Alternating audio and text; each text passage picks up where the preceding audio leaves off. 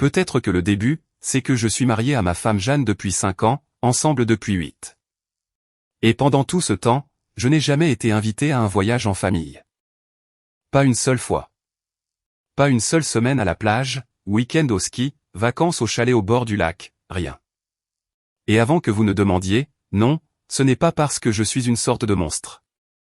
C'est parce que ma belle-mère Denise a décidé avant même que nous nous marions que je n'étais pas assez de la famille pour y avoir droit. Permettez-moi de revenir en arrière. Jeanne et moi nous sommes rencontrés à la pendaison de crémaillère d'un ami quand elle avait 23 ans et moi 26. Je venais de commencer à travailler dans la logistique de la chaîne d'approvisionnement pour une entreprise de distribution nationale. Pas glamour, mais j'étais bon et l'argent était stable. Jeanne terminait son diplôme en conception d'expérience utilisateur, UX. Travaillant à distance avant même que le télétravail ne soit à la mode. Nous avons immédiatement accroché. Elle était intelligente, drôle et avait cette énergie calme qui rendait tout autour d'elle gérable. Nous avons emménagé ensemble après 1 an et nous nous sommes fiancés après 2. C'est là que j'ai rencontré Denise. La mère de Jeanne est une ancienne administratrice scolaire, 61 ans maintenant, et elle gère sa famille comme elle dirigeait son district scolaire. Tout a un emploi du temps. Tout a une hiérarchie. Et tout passe par elle. Son mari, Roger, est un électricien à la retraite qui a appris il y a longtemps que le chemin de la moindre résistance passait directement par l'accord avec tout ce que Denise dit. Le frère cadet de Jeanne, Théo, vend des produits pharmaceutiques et n'a jamais entendu le mot au nom de sa mère de toute sa vie. La femme de Théo, Manon, fait partie de l'unité familiale depuis leur 2e rendez-vous. Apparemment, Denise adore Manon. Denise a choisi Manon comme on choisit des rideaux. Elle s'accorde. Je ne m'accordais pas. Le premier voyage auquel je n'ai pas été invité était une semaine à la plage à l'île de Ré 3 mois avant notre mariage. Jeanne l'a mentionné nonchalamment un soir pendant que nous préparions le dîner. Oh, maman planifie le voyage annuel à l'île de Ré. Elle veut que je sois là toute la semaine. Cool, j'ai dit, quand y allons-nous? Jeanne a eu ce regard sur son visage. Un peu d'embarras, un peu d'excuses. C'est plutôt un truc de famille. Juste nous. Maman, papa, Théo, Manon et moi. Manon y va? Oui, mais elle vient depuis un moment maintenant. Et je ne suis pas de la famille. Ce n'est pas comme ça. Maman aime juste que ce soit intime. Tu t'ennuierais honnêtement. J'ai laissé tomber. Nous n'étions pas encore mariés, et je me suis dit qu'une fois le mariage passé, la dynamique changerait. Ce ne fut pas le cas. Le voyage à l'île de Ré a eu lieu à nouveau l'été suivant. Puis un week-end de ski aux Arcs cet hiver-là. Puis un chalet au bord du lac pour Thanksgiving. À chaque fois, la même équipe. Denise, Roger, Jeanne, Théo, Manon. Parfois les petits-enfants une fois que Théo et Manon ont eu leur fils. Et une fois que Jeanne et moi avons une autre fille Léa, elle y allait aussi, mais pas moi. Jamais moi. Les excuses tournaient comme une mauvaise playlist. C'est une tradition familiale de sang. Quelqu'un doit rester surveiller la maison. Tu serais juste sur ton téléphone tout le temps.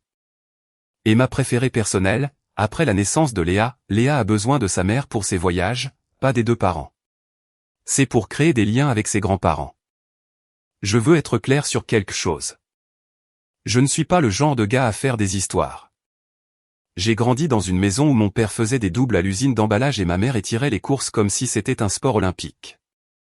On ne se plaignait pas. On notait. On s'adaptait et on continuait.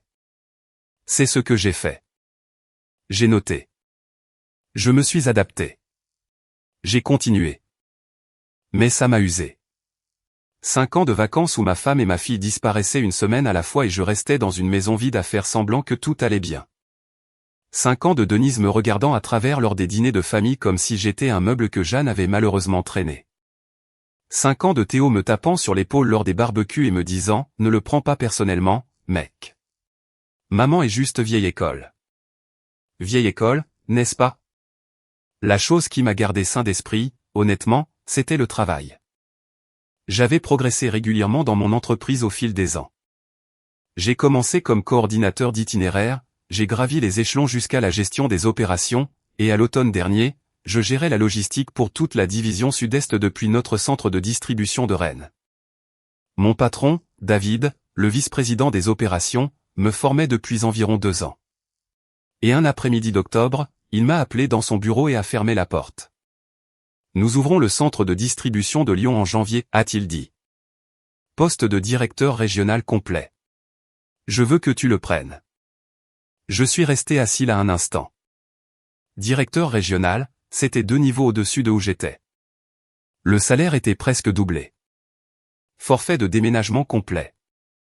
C'était le genre d'offre que l'on reçoit peut-être une fois dans une carrière si l'on a de la chance. J'ai besoin de parler à Jeanne, j'ai dit. David a hoché la tête. Prends quelques semaines. Mais comme, j'ai tout fait pour toi sur ce coup-là. Ne tarde pas trop. Je suis rentré chez moi ce soir-là avec la tête qui tournait. Lyon était à environ 2h30 de Rennes. Pas de l'autre bout du pays, mais assez loin pour que les dîners du dimanche chez Denise deviennent une impossibilité logistique plutôt qu'une obligation hebdomadaire. Assez loin pour que les voyages auxquels je n'étais jamais invité cessent d'être quelque chose que je devais faire semblant de ne pas me déranger parce que la proximité ne serait plus là pour le frotter. Je n'avais même pas encore dit à Jeanne quand la chose qui a tout changé s'est produite. C'était un mardi soir. Léa était au lit. Jeanne était sous la douche. Son téléphone a vibré sur le comptoir de la cuisine et j'y ai jeté un coup d'œil par habitude. C'était un message de Manon dans une discussion de groupe que je n'avais jamais vue auparavant. La discussion s'appelait l'équipe et incluait Denise, Roger, Théo, Manon et Jeanne. Manon avait clairement envoyé un message dans le mauvais fil car c'était une capture d'écran d'une autre conversation, une entre Manon et quelqu'un nommé Tante Pascal. Dans la capture d'écran, Tante Pascal avait écrit « Comme vient-il à l'île de Ré cette année ?» Et Manon avait répondu « Lol, non. » Denise dit qu'il ne veut jamais venir. Elle dit qu'il voit à peine Léa le week-end de toute façon. C'est elle qui élève pratiquement cette petite fille quand Jeanne l'amène. C'est triste, honnêtement. Je l'ai lu 3 fois. Puis j'ai posé le téléphone exactement là où il était, je suis allé dans le salon et je me suis assis sur le canapé dans le noir. C'est elle qui élève pratiquement cette petite fille. Je suis celui qui se lève avec Léa à 5h30 tous les matins. Je suis celui qui l'emmène à la crèche et la ramasse. Je suis celui qui s'assied sur le sol de la salle de bain pour lui lire des histoires pendant qu'elle prend son bain parce qu'elle a peur du bruit de l'écoulement. Et Denise disait aux gens, à toute sa famille élargie, que j'étais absent, que j'avais choisi de ne pas venir à ses voyages, qu'elle palliait mon absence. Jeanne est sortie de la douche avec une serviette enroulée autour de ses cheveux, m'a vu assis dans le noir et s'est arrêtée. « Tu vas bien ?» « Oui, j'ai dit, juste en train de réfléchir. » Elle est allée se coucher. Je suis resté sur le canapé pendant 1 heure de plus, fixant le vide, pensant à Lyon. Je n'ai rien dit à Jeanne pendant 3 jours. Non pas que je jouais à un jeu stratégique, mais parce que je ne savais vraiment pas quoi dire. Comment dire à sa femme que sa mère a mené une campagne de diffamation contre vous auprès de toute la famille élargie et que la preuve vient d'un message qu'elle ne sait probablement même pas exister? Je suis allé au travail. Je suis rentré. J'ai joué avec Léa. J'ai préparé le dîner. Et chaque soir, après que Jeanne se soit endormie, je me suis assis dans le salon et j'ai retourné la situation dans ma tête. Voici ce qui me rongeait le plus. Ce n'était pas seulement que Denise mentait. C'est que le mensonge était bâti sur une fondation qu'elle avait elle-même construite. Elle m'excluait de chaque voyage et utilisait ensuite mon absence comme preuve que je m'en fichais. C'était si propre que c'en était presque élégant. Chaque fois que tante Pascal ou oncle Didier demandaient pourquoi Com n'était pas là, Denise avait la réponse prête. Il ne veut pas venir. Il n'est pas intéressé. Ce n'est pas vraiment un homme de famille. Et personne ne se posait de questions parce que pourquoi le ferait-il? Denise était la source et Denise était de confiance. Le comble était que Jeanne devait au moins partiellement le savoir. Elle était dans cette discussion de groupe. Elle avait vu ces conversations ou des versions de celles-ci pendant des années. Et elle ne m'avait jamais dit un mot. Le vendredi soir, Léa s'est couchée tôt et Jeanne s'est versé un verre de vin et s'est assise sur le canapé à côté de moi. Elle avait ce regard qu'elle prend quand elle est sur le point de mentionner quelque chose que je n'aimerais pas. Alors, maman a réservé l'île de Ré pour mars, a-t-elle dit. La même semaine que les vacances de printemps. Elle veut réserver la maison ce week-end. La même équipe, j'ai demandé. Oui, moi, Léa, Théo et Manon. Maman et papa. pas moi. Jeanne a soupiré. Comme, nous en avons déjà parlé. Est-ce le cas? C'est juste la façon dont maman fait les choses. Ce n'est pas une déclaration à ton sujet. J'ai sorti mon téléphone, j'ai trouvé la capture d'écran que j'avais prise du message mal dirigé de Manon, et je le lui ai tendu. Je n'ai pas dit un mot. Je le lui ai juste tendu et je l'ai regardé le lire. La couleur a quitté son visage par étapes. D'abord ses joues, puis son front, puis ses lèvres sont devenues pâles et tendues. Elle l'a lu 2 fois de la même manière que moi. Où as-tu eu ça? Manon l'a envoyé à votre discussion de groupe par accident. Mardi soir. Je ne l'ai pas vu. Peut-être qu'elle l'a supprimé. Je l'ai vu sur ton écran de verrouillage. Jeanne a posé le téléphone sur la table basse et a pressé ses 2 mains contre ses yeux. Elle est restée ainsi longtemps. Quand elle m'a finalement regardé, ses yeux étaient humides, mais sa mâchoire était serrée. Je savais qu'elle inventait des choses, a-t-elle dit doucement. Je savais qu'elle disait aux gens que tu étais occupé ou que tu avais du travail. Je ne savais pas qu'elle disait ça. Le truc à propos de Léa, je jure que je ne savais pas cette partie, mais tu en savais une partie. Je savais qu'elle te minimisait. Je pensais que c'était juste elle-même. Comme quand elle dit aux gens que Théo est dans la vente de matériel médical au lieu de la pharmacie parce que ça sonne mieux.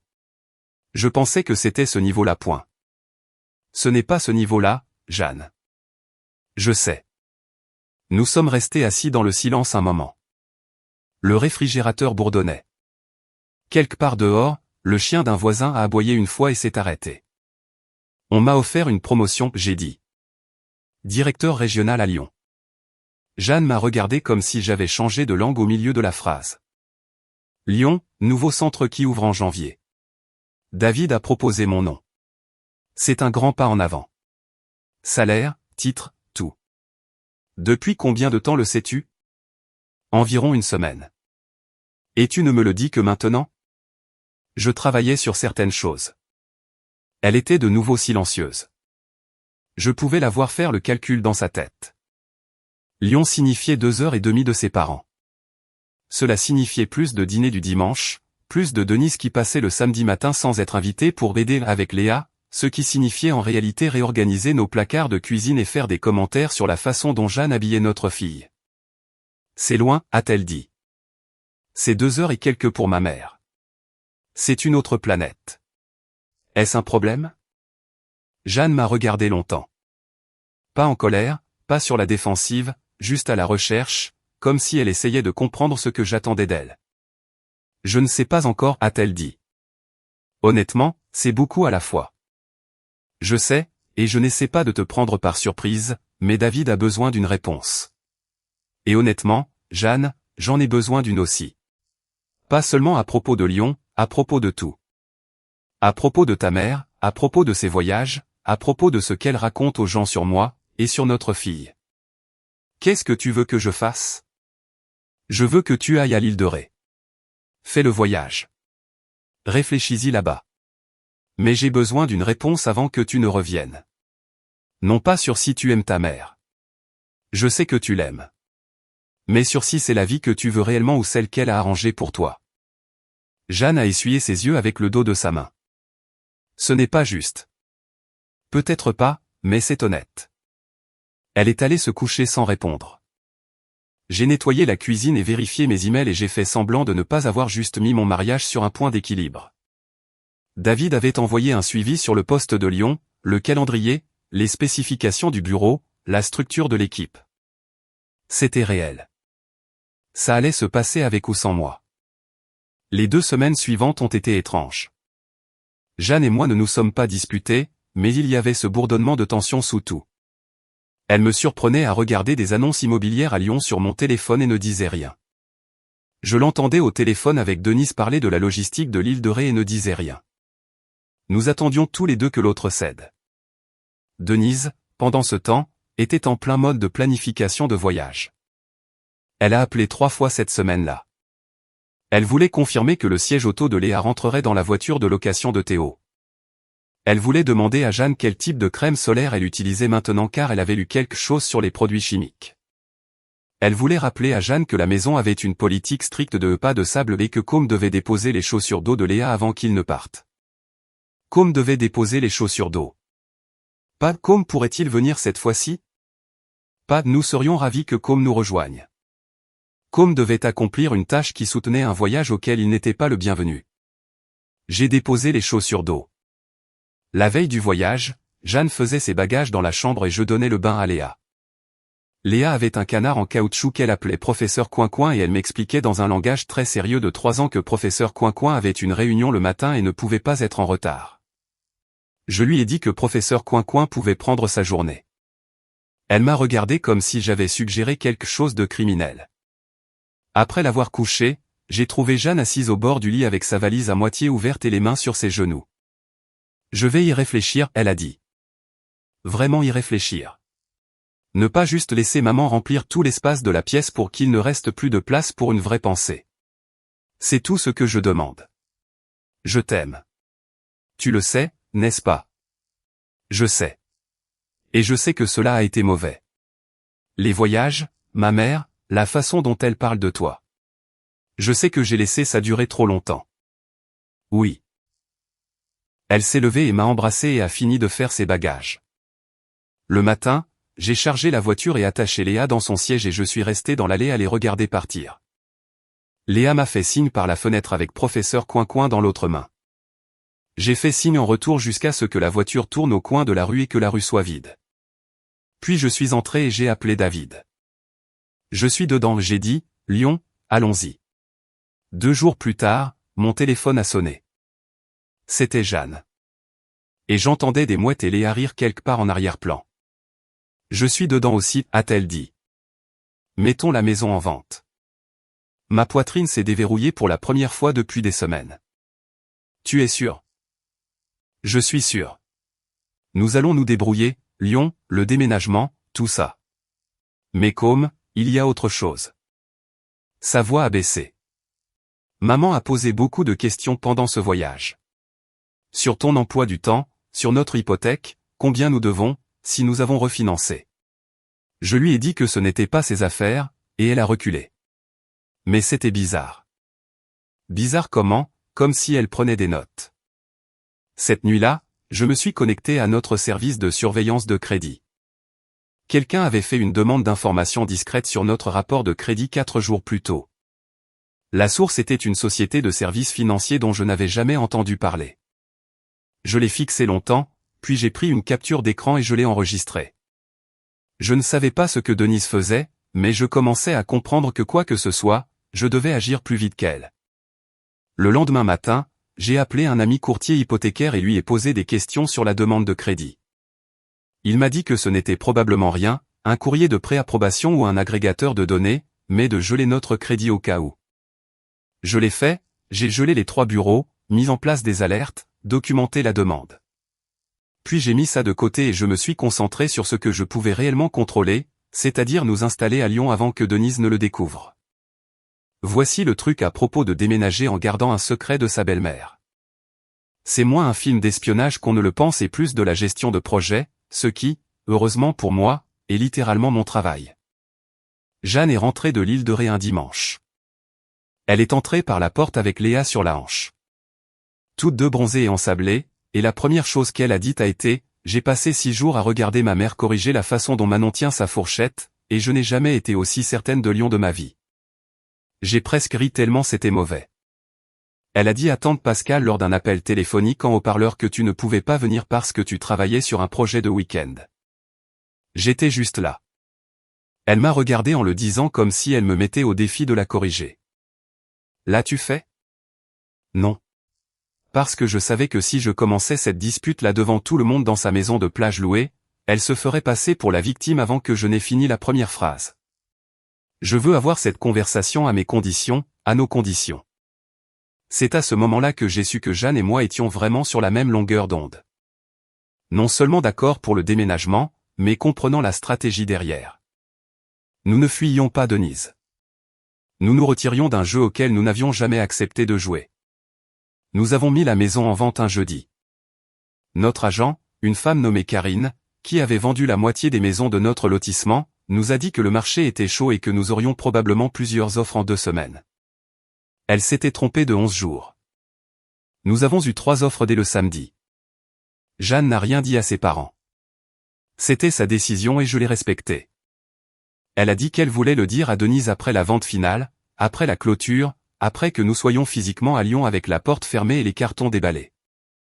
Elle ne voulait pas donner à sa mère une fenêtre pour faire campagne contre. Si je lui dis maintenant, Jeanne a dit, elle appellera tous les jours, elle pleurera. Elle fera appeler Théo. Elle me dira que je ruine l'enfance de Léa. Elle se présentera à la maison avec une cocotte et un discours sur la famille. Et peut-être qu'elle me fera céder. Je me connais, comme. Elle sait exactement quel bouton elle a installé. Cette phrase m'est restée. Quel bouton elle a installé? Jeanne voyait sa mère clairement, peut-être pour la première fois, et elle choisissait de protéger notre famille quand même. Cela demande du courage. Je ne l'ai pas pris pour acquis. Nous avons accepté la meilleure offre un mercredi. La clôture était prévue dans 4 semaines, ce qui, par une très belle coïncidence, correspondait presque parfaitement au prochain voyage en famille seulement de Denise, un long week-end dans un chalet au bord d'un lac à la montagne. Théo avait organisé celui-ci, ou du moins Denise l'avait organisé et avait dit à Théo que c'était son idée. Même équipe, même règle. Comme non invité. Jeanne a confirmé qu'elle et Léa y assisteraient. J'ai presque regretté la tromperie. Presque. C'est là que la planification est devenue serrée. J'avais déjà commencé le travail à Lyon à distance, gérant la transition de Rennes pendant que le nouveau centre prenait ses marques. David était flexible sur le calendrier, mais il voulait que je sois physiquement au bureau de Lyon avant début février. La clôture de notre maison était le 28 janvier. Le voyage au lac était du 24 au 27 janvier, ce qui signifiait que j'avais une fenêtre de 4 jours pour finaliser le déménagement pendant que Jeanne et Léa étaient au lac, clôturer la maison le jour du retour de Jeanne et rouler jusqu'à Lyon le même après-midi. C'était serré, mais les délais serrés sont mon métier. J'ai réservé les déménageurs pour le 25 janvier, le lendemain du départ de l'équipe du lac. J'ai loué un box de stockage à Lyon pour le surplus. J'ai coordonné avec notre nouveau propriétaire pour la maison de location que nous avions sécurisée, un pavillon de 3 chambres dans un quartier calme près du bureau. Jeanne a géré sa transition professionnelle, a informé la crèche de Léa et a préinscrit Léa dans un nouvel endroit à Lyon. Tout cela s'est passé pendant que Denise appelait tous les quelques jours pour parler du menu du voyage au lac, et demandait à Jeanne si Léa préférait les gaufres ou le pain perdu pour le petit déjeuner. Des gaufres. Jeanne a dit qu'elle préférait toujours les gaufres. Je pensais qu'elle aimait le pain perdu. Com lui donne probablement du pain perdu. Maman, des gaufres. Le plus difficile, honnêtement, était d'agir normalement autour de Théo et Manon. Ils sont venus dîner un soir environ 2 semaines avant le déménagement, et j'ai dû m'asseoir en face de Théo pendant qu'il parlait de ses chiffres de vente de fin d'année et mentionnait nonchalamment que maman avait une grande idée pour la réunion de famille en juin. Elle veut louer une maison à Carcassonne, Théo a dit, remplissant son assiette de second. Assez grande pour tout le monde. Enfin, tous ceux qui viennent d'habitude. Il m'a jeté un coup d'œil en le disant. Rapide, presque involontaire. La façon dont on regarderait un chien qu'on sait ne pas pouvoir atteindre la table. Ça a l'air amusant. Ça le sera. Maman est déjà en train de chercher des endroits. Elle veut quelque chose avec une piscine et un quai. Super. Manon a sauté. On devrait te faire un fast time depuis le quai, comme. Pour que tu ne te sentes pas exclu. Elle a souri en le disant. Douce comme un agneau. Sincèrement bien intentionnée, peut-être. Mais la supposition sous-jacente était concrète. Com ne vient pas à ces choses et tout le monde l'a accepté. Et n'est-ce pas adorable que nous fassions semblant d'en être désolés? J'apprécie, j'ai dit, et j'ai passé la salade. Jeanne a croisé mon regard de l'autre côté de la table. Elle n'a rien dit. Elle n'avait pas besoin. La semaine avant le voyage, Jeanne a fait ses bagages pour le chalet au bord du lac avec une sorte d'efficacité morne. Elle a fait des bagages légers, ce qui est logique quand on sait qu'on rentre chez soi dans un camion de déménagement au lieu d'un salon. Elle a laissé derrière elle tout ce dont elle n'aurait pas besoin pendant 4 jours et a tranquillement trié le reste dans des cartons que j'avais étiquetés et empilés dans le garage. Tu vas bien, je lui ai demandé la nuit avant son départ. Je suis triste, a-t-elle dit. Pas à cause du déménagement. mais à cause du fait que c'est ainsi que nous devons le faire. Se cacher de ma propre mère comme si c'était un propriétaire que nous essayions d'éviter. Tu pourrais encore lui dire. Non, j'ai repensé. Et non, si je lui dis en personne au lac, elle fera de tout le voyage une question d'elle.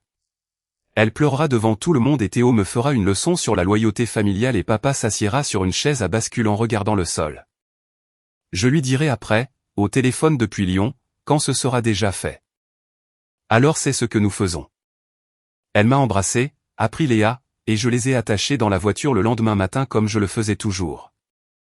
Léa avait professeur Coin-Coin dans une main et une gaufre dans l'autre. Jeanne a fait un signe de la main depuis le siège du conducteur et je les ai regardés s'éloigner. Puis je suis entré, j'ai regardé la maison qui allait appartenir à quelqu'un d'autre et j'ai commencé à passer des appels téléphoniques. Les déménageurs sont arrivés le lendemain matin, 2 gars dans un camion.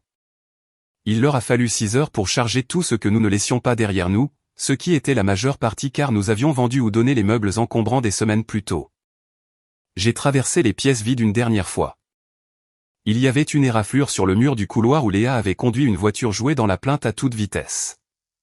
J'ai pensé à la réparer pour les nouveaux propriétaires et puis j'ai décidé que c'était leur affaire maintenant. J'ai verrouillé la porte, scotché la clé à l'intérieur de la boîte à clés et j'ai conduit jusqu'à Lyon. Cette nuit-là, Jeanne m'a envoyé une photo du chalet au bord du lac.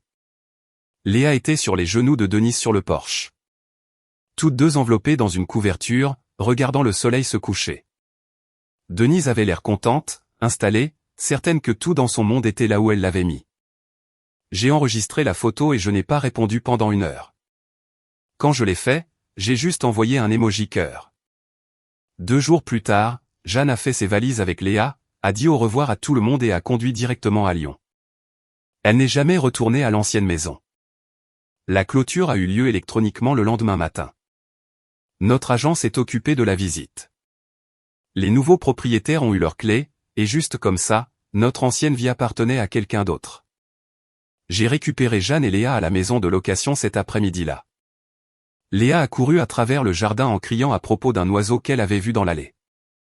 Jeanne se tenait près de la voiture avec ses lunettes de soleil sur la tête et a regardé la maison. C'est réel, a-t-elle dit. C'est réel. Ma mère va perdre la tête. Probablement. Ce que nous ne savions pas, ce que nous n'aurions pas pu prédire, c'est que Denise n'attendrait pas un appel téléphonique. Elle a décidé le lendemain même de passer par notre ancienne maison à Rennes pour déposer les souvenirs du voyage au lac de Léa, un sac de pommes de pin et un t-shirt TIED qu'elle avait fait à un atelier d'artisanat. Les nouveaux propriétaires ont ouvert la porte. Le téléphone de Jeanne a sonné à 11h42 du matin. Nous étions dans la cuisine de la maison de location en train de déballer des tasses et Léa était assise dans un carton, faisant semblant d'être un vaisseau spatial. La sonnerie était celle de Denise, une sonnerie spécifique que Jeanne avait assignée il y a des années, donc elle savait toujours quand se préparer. Jeanne m'a regardé. J'ai regardé Jeanne. J'allais l'appeler aujourd'hui, a dit Jeanne. Je sais. Elle a décroché à la 4e sonnerie. J'entendais la voix de Denise de l'autre côté de la cuisine. Pas les mots, juste la tonalité. Et la tonalité était une fréquence que je n'avais jamais entendue auparavant. Quelque part entre une alarme incendie et un animal blessé. Jeanne a mis le téléphone sur haut-parleur. Je pense qu'elle voulait un témoin. Jeanne, dis-moi tout de suite ce qui se passe. Je viens d'aller chez toi et un étranger a répondu à la porte. Un étranger. Une femme que je n'ai jamais vue de ma vie m'a dit qu'elle avait acheté cette maison il y a 2 semaines. Elle était très gentille à ce sujet, ce qui, honnêtement, a rendu les choses pires. Où êtes-vous? Où est Léa? Qu'est-ce que Com a fait? Le voilà. Qu'est-ce que Com a fait? Pas qu'est-ce qui s'est passé? Pas tu vas bien? Qu'est-ce que Com a fait? Jeanne a fermé les yeux une seconde, puis les a ouverts et a parlé avec la voix la plus calme que je lui ai jamais entendue utiliser avec sa mère. Maman, nous avons déménagé. Com a eu une promotion à Lyon et nous avons vendu la maison et nous vivons à Lyon maintenant. Silence. Le genre de silence qui est. Attends. Tu as déménagé? Oui. À Lyon? Oui. Et tu ne m'as pas dit? Je te le dis maintenant. Jeanne, un étranger vit dans ta maison. Ta maison? La maison où j'ai tenu Léa pour la première fois. Et tu me dis que tu l'as vendue à un étranger et que tu as déménagé à 2h30 de route et personne n'a pensé à décrocher le téléphone? Maman, j'ai besoin que tu écoutes ce que je dis. Nous avons déménagé parce que c'était la bonne décision pour notre famille. Le nouveau poste de com est une énorme avancée. Je peux travailler de n'importe où.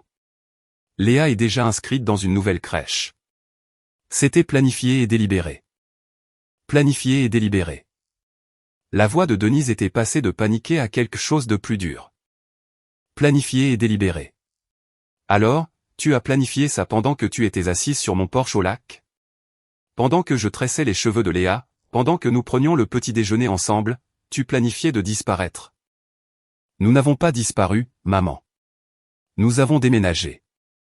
Vous vous êtes enfuis comme des voleurs. Pendant que je vous hébergeais. Pendant que je nourrissais des gaufres à votre enfant. Mon Dieu, Jeanne. Ton père est-il au courant? Théo est-il au courant? Personne n'était au courant. C'était intentionnel. Pourquoi? Jeanne m'a regardé. Je lui ai fait un petit signe de tête. Pas pour diriger, juste pour soutenir. Parce que si je te l'avais dit à l'avance, tu en aurais fait une affaire personnelle.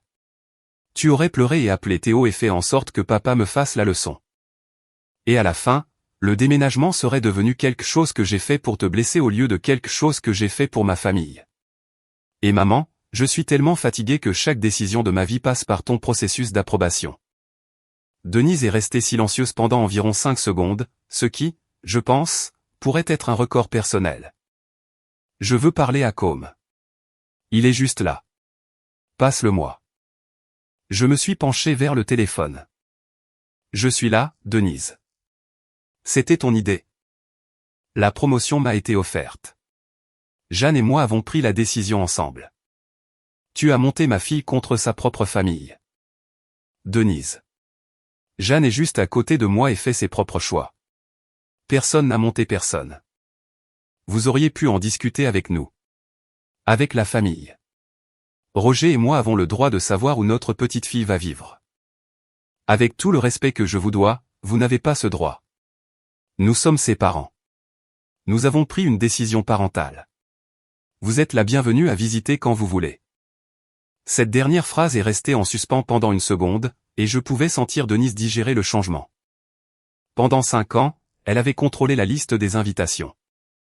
Elle décidait qui venait à quoi, qui appartenait et qui ne l'était pas.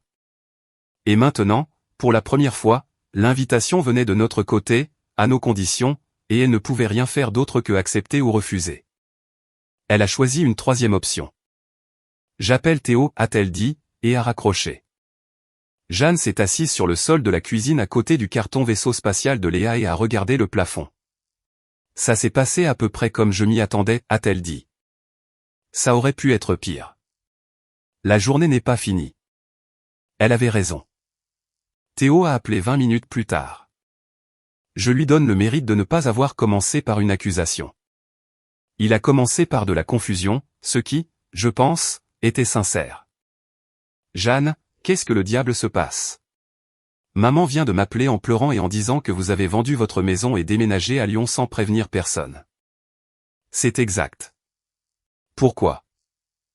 Jeanne a pris une inspiration parce que Com a reçu une offre de directeur régional et cela avait du sens pour nous, et parce que j'étais fatigué de vivre dans le rayon d'influence de maman. Théo, j'étais fatigué des voyages auxquels je suis obligé d'assister et du mari qui n'est jamais invité et de la façon dont maman parle de Com au reste de la famille. Théo est resté silencieux un instant. Qu'est-ce que tu veux dire par la façon dont elle parle de lui? Elle dit aux gens qu'il ne veut pas venir au voyage. Elle dit aux gens qu'il est pratiquement un père absent. Elle a dit à tante Pascal que c'est elle qui élève Léa.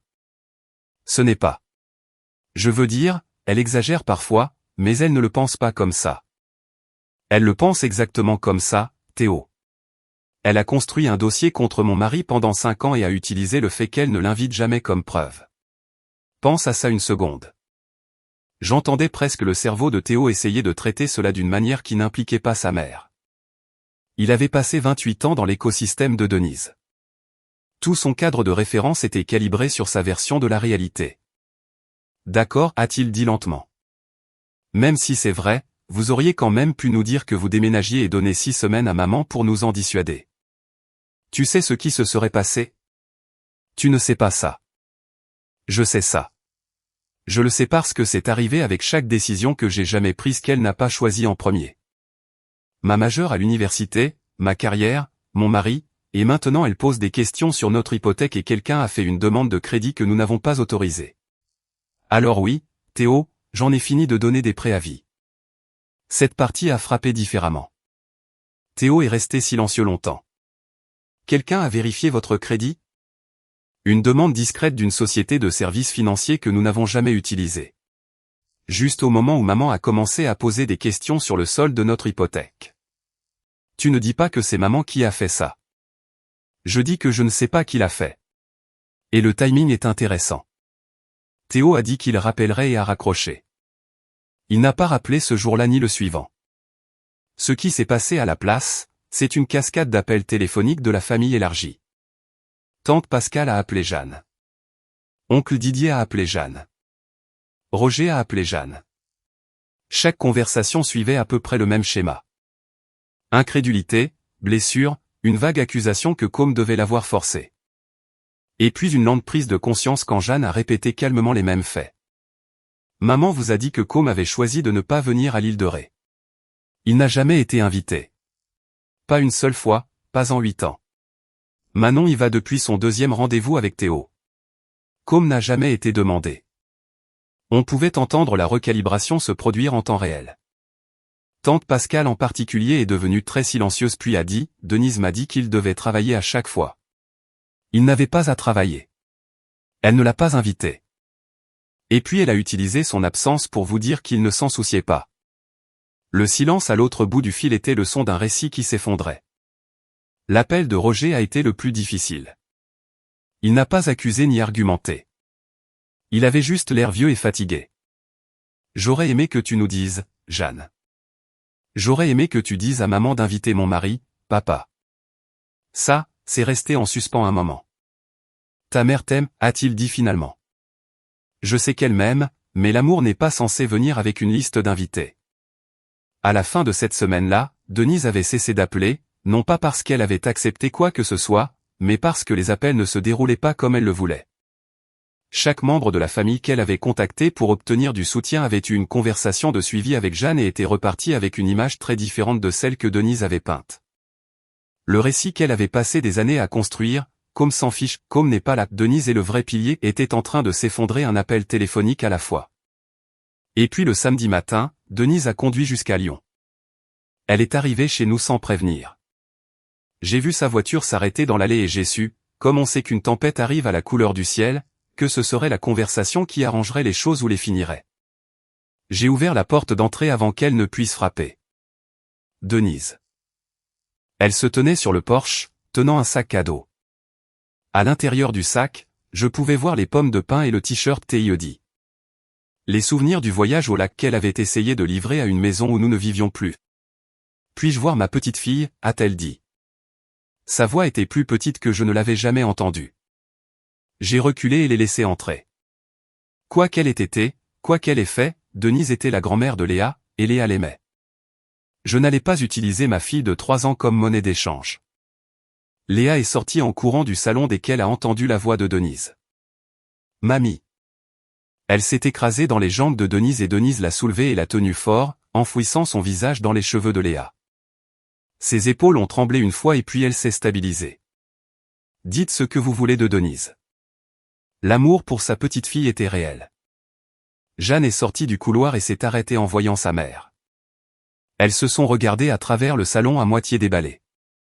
Des cartons empilés le long des murs, une lampe posée sur le sol parce que nous n'avions pas encore trouvé où la mettre. Maman. Jeanne, tu as conduit 2h30. Tu as déménagé à 2h30. J'ai pris Léa des bras de Denise. Et, Léa. Allons trouver professeur Coin-Coin. Je pense qu'il est dans le carton vaisseau spatial. Il s'appelle professeur Coin-Coin et il a une réunion. Léa a informé solennellement Denise pendant que je la portais. J'ai emmené Léa dans sa chambre et j'ai fermé la porte.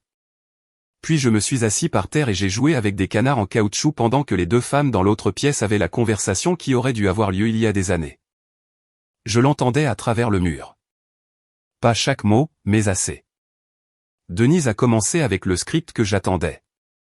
Comment as-tu pu? Je suis ta mère. Tu m'as humilié. Pascal et Didier pensent que je suis une menteuse.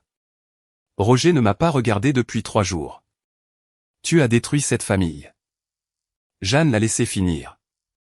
Puis elle a parlé et sa voix était calme. Et j'étais si fier d'elle que j'ai failli ne pas pouvoir respirer. Maman, j'ai besoin de dire quelque chose et j'ai besoin que tu l'entendes réellement, pas que tu attendes ton tour. Écoute-le. Silence. Pendant 5 ans, tu as exclu mon mari de chaque événement familial que tu as organisé.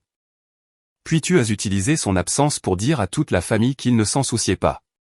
Tu as dit à tante Pascal que tu élevais pratiquement Léa. Côme se lève à 5h30 tous les matins avec cette petite fille. Il lui lit des histoires tous les soirs. Et tu dis aux gens qu'il est absent. J'ai entendu Denise commencer à dire quelque chose et Jeanne l'a coupé. Je n'ai pas fini. Tu as inclus Manon dès le premier jour. Tu n'as même jamais envisagé d'inviter Côme.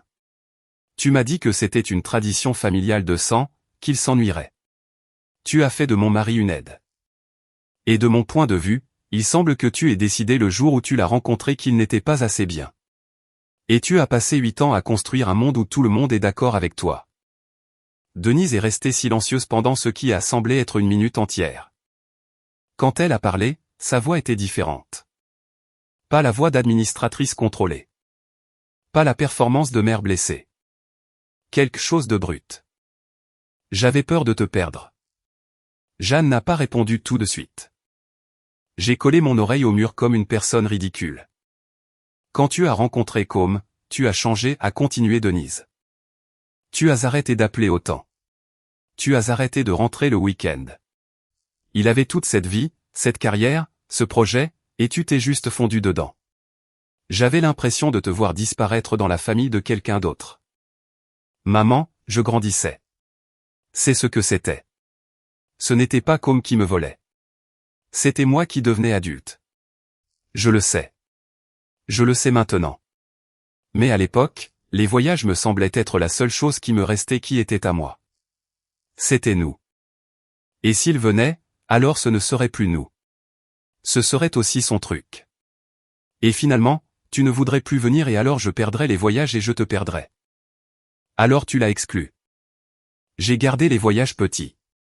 Tu l'as exclu, maman. Et quand les gens ont demandé pourquoi, tu n'as pas dit que c'était ton choix. Tu as dit que c'était le sien. Tu as laissé tout le monde penser qu'il était le problème. Un autre silence.